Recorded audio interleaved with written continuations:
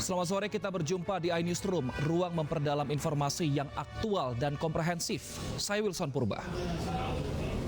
Apapun persoalan yang kami hadapi, Tuhan akan Ibunda Brigadir Joshua masih tak kuasa menahan kesedihan saat menggelar doa bersama di kediaman orang tua Brigadir Joshua di Kabupaten Muaro Jambi, Jambi. Kasus kematian Brigadir Joshua masih menjadi misteri.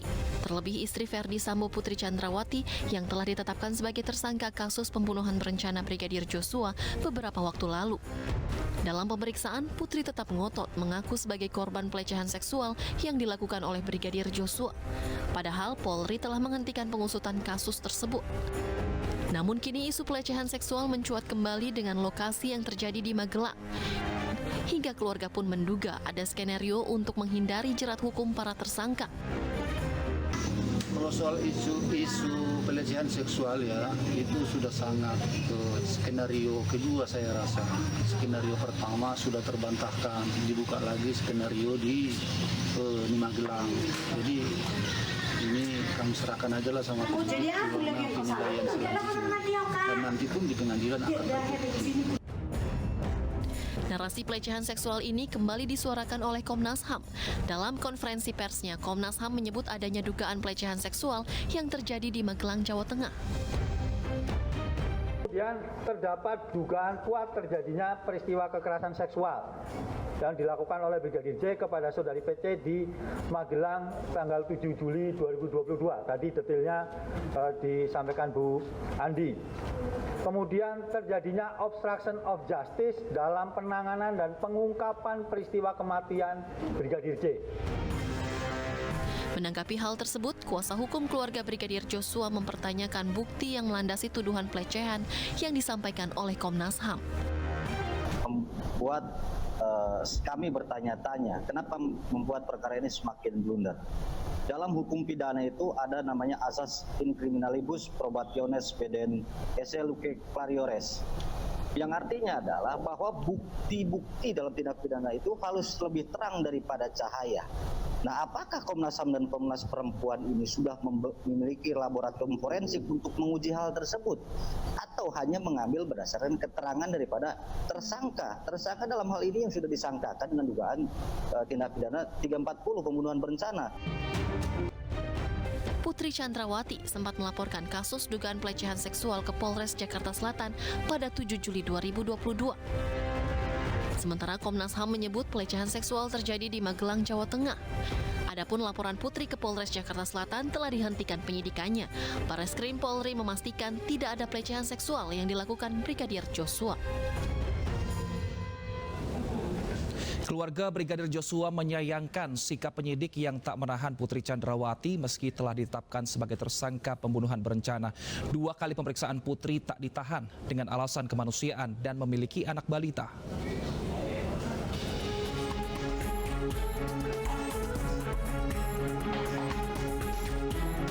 Putri Chandrawati telah 2 kali menjalani pemeriksaan sebagai tersangka kasus pembunuhan Brigadir Joshua. Meski begitu, istri Ferdi Sambo tak jua ditahan oleh penyidik Bareskrim Polri. Alasannya, karena Putri dinilai memiliki anak balita yang masih membutuhkan pendampingan ibunya. Putri hanya dikenakan wajib lapor 2 kali dalam sepekan kepada penyidik. Bahkan Komisi 3 DPR RI mewacanakan tahanan kota bagi Putri Chandrawati. Hal ini disampaikan Wakil Ketua Komisi 3 DPR RI, Desmond Mahesa. Pertimbangan anak balita menjadi alasan wacana Putri yang telah ditetapkan sebagai tersangka tak harus mendekam di sel penjara. Kondisi ini sangat mengecewakan keluarga Brigadir Joshua.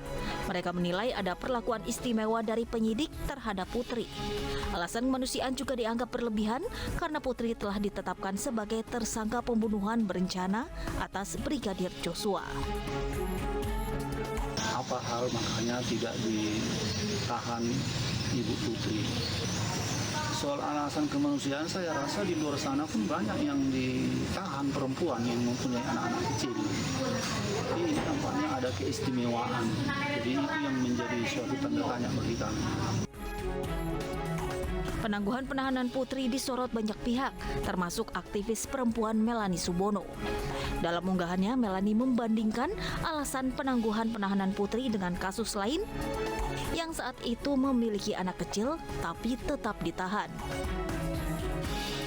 Berbeda nasib dengan Putri Chandrawati, dua perempuan di Bangkalan Bun, Kalimantan Tengah harus merasakan dinginnya jeruji besi lantaran terbukti menjadi muncikari dalam kasus prostitusi online. Mereka langsung ditahan meski keduanya tengah hamil 7 bulan dan memiliki anak balita. Kedua perempuan ini terancam hukuman maksimal 15 tahun penjara. Mereka tidak memiliki kesempatan mengajukan penangguhan penahanan meski kondisinya sedang hamil dan memiliki anak balita. Polri menyatakan hingga saat ini belum menerima berkas banding Verdi Sambo atas keputusan Komite Etik yang menjatuhkan vonis pemberhentian tidak dengan hormat.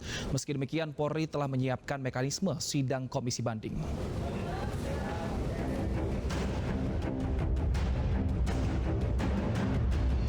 Mantan Kadif Propam Polri Irjen Verdi Sambo dipecat dari Korps Bayangkara secara tidak hormat. Keputusan ini dijatuhkan dalam sidang kode etik dan profesi Polri yang berlangsung hampir 17 jam, 25 Agustus lalu. Dalam sidangnya menghadirkan 15 saksi, Sambo dinyatakan melakukan pelanggaran berat dan dijatuhi sanksi administratif berupa penempatan khusus selama 40 hari dan pemberhentian dengan tidak hormat dari Korps Bayangkara. Pemberhentian tidak dengan hormat atau PTDH sebagai anggota Polri. Demikian putusan sidang komisi ini dibuat dan sebagai tanda sahnya selanjutnya ditandatangani oleh para anggota komisi pada hari dan tanggal tersebut di atas. Atas putusan majelis sidang, mantan Kadif Propam Polri mengajukan banding. Sambo pun diberi kesempatan 3 kali 24 jam untuk mengajukan memori banding. Sesuai dengan pasal 9 PP 7/2022, izinkan kami untuk mengajukan banding. Apapun putusan banding, kami siap untuk melaksanakan. Namun hingga saat ini Polri belum menerima memori banding Irjen Sambo dan kuasa hukumnya. Meski demikian, Polri telah menyiapkan mekanisme sidang komisi banding.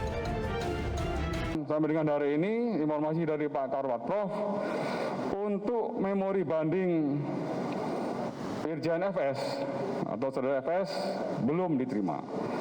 Namun demikian, dari pihak Wapro sudah berkomunikasi dengan Ifkom Polri, sudah mempersiapkan sidang komisi banding.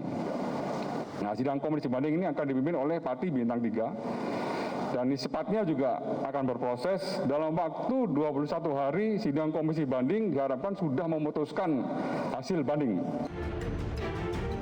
Jika bandingnya ditolak atau gagal, mantan Kadif Propam Polri Irjen Verdi Sambo yang merupakan Jenderal Polisi Bintang 2 akan diberhentikan langsung oleh Presiden Joko Widodo.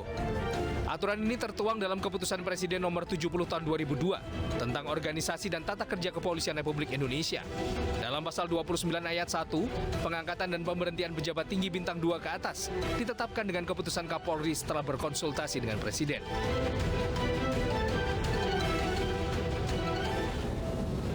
Polisi diminta waspada akan kemungkinan serangan balik kroni Verdi Sambo. Kami akan bahas informasinya usai jeda, pemirsa, tetap bersama kami.